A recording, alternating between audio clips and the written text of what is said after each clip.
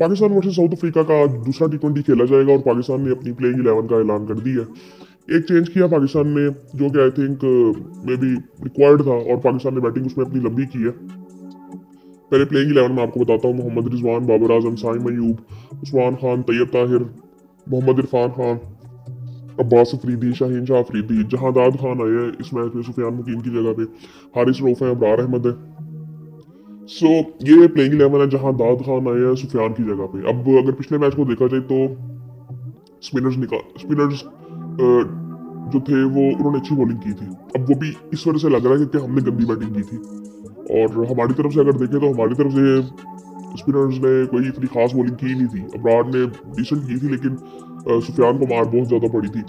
सो ये अगर देखें तो आई थिंक ये चेंज पे इस पर कोई इतनी बात करने वाली है नहीं कि यार चेंज किया, ये नहीं करना चाहिए था, ये इतना कुछ है नहीं। बात जो करने वाली है वो ये है कि क्रिकेट खेलनी किस तरह से, जो कि अभी हमें पता ही नहीं है कि हमने टी20 क्रिकेट किस तरह से खेलनी है, वनडे क्रिकेट किस तरह से खेलनी है, इवन टेस्ट क्रिकेट का भी हमें पता नहीं है। सो आई थिंक एटलीस्ट पहले ये चीज़ हमें क्लियर होनी चाहिए। और आज मैं सिर्फ एक ही चीज़ कहना चाहता हूँ कि एंकर उंकर नहीं करना। आज हम जो मेरिट में है उसको मेरिट में मारे। और मैं पहले भी बात कर चुका हूँ कि बाबर और शाहीन को बिल्कुल क्लियरली कह दिया गया है कि यार ये आपकी आखिरी सीरीज है, और इसमें अगर आपकी परफॉर्मेंस उस तरह से नहीं रही तो फिर टी20 से तो आप बाहर है।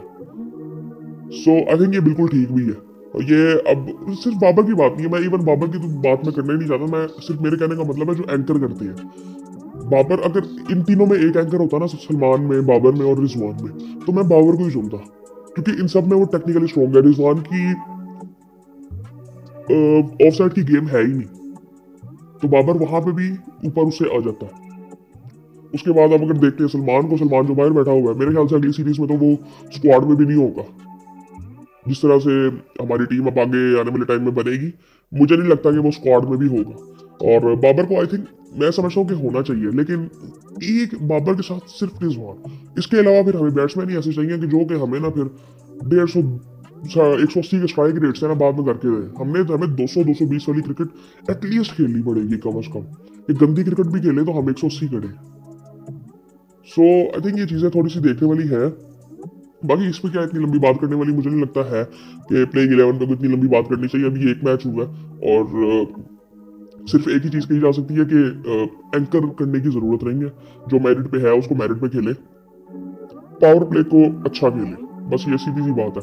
हमारा पावर प्ले 50 रन का रहता है तो हम कहते हैं बहुत अच्छा है। टीमें 80 रन बनाती है पावर प्ले में, 100 करती है। ऑस्ट्रेलिया 100 करती है पावर प्ले में। तो ये हमें ये चीज़ें देखनी चाहिए कि यार अब वो टाइम नहीं है, क्योंकि बाद में फिर मुश्किल हो जाती है। आपको पावर प्ले को एग्जीक्यूट करना होता है सही तरीके से, 2 फील्डर्स बाहर होते हैं।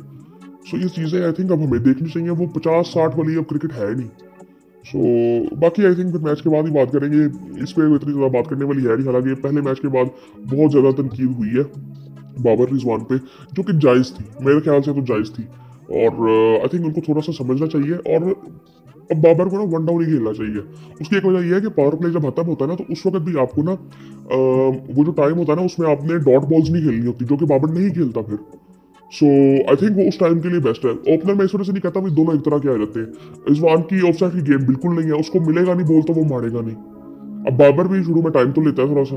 सो वैसे मैं समझता हूँ कि बाबर अगर ओपनर आता भी था तो उसको कोशिश करनी चाहिए थी कि मैक्सिमम चौके लगाए, छक्के लगाए, क्योंकि 2 फील्डर बाहर आए तो चांस उसके पास ज्यादा है। वो टेक्निकली वो स्ट्रॉन्ग है, तो सारी चीजें की जा सकती थी। यार इतनी लंबी इस पर बात भी करने की जरूरत नहीं है। मैच के बाद देखेंगे क्या होता है। उम्मीद तो है कि पाकिस्तान कम बैक करेगा, और जरा सोच लिया होगा। और पिछले मैच में ना कप्तानी भी कोई इतनी खास थी नहीं, और हमने जिस तरह से बॉलिंग की थी ना, वो हमने बहुत ही गंदी बॉलिंग की थी। हमें वाइंड अप करना चाहिए था 150 पे, और हमने बाद में आखिरी 2 ओवरों में 30-35 रन खा लिए थे। सुफियान आखिरी ओवर कर रहा है। सो ये आई थिंक ये थोड़ी सी चीज़ें रिजवान को देखनी चाहिए अगर उनके बारे में बात की जाती थी तो। लेकिन आई थिंक वो, मुझे लगता है कि वो उनसे ही मिसकैलकुलेशन हो गई थी कि हमने किस वक्त क्या करना है। और वो जो हमने वहाँ से 150 से मैच उनको वहाँ पे दे दिया था ना, वो आई थिंक वो बहुत बड़ी गलती थी, जिसकी वजह से आई थिंक वो हमें कॉस्ट भी की है। बाद में हम आई थिंक 167 तक पहुंचे थे, 12-13 रन से हारे हैं।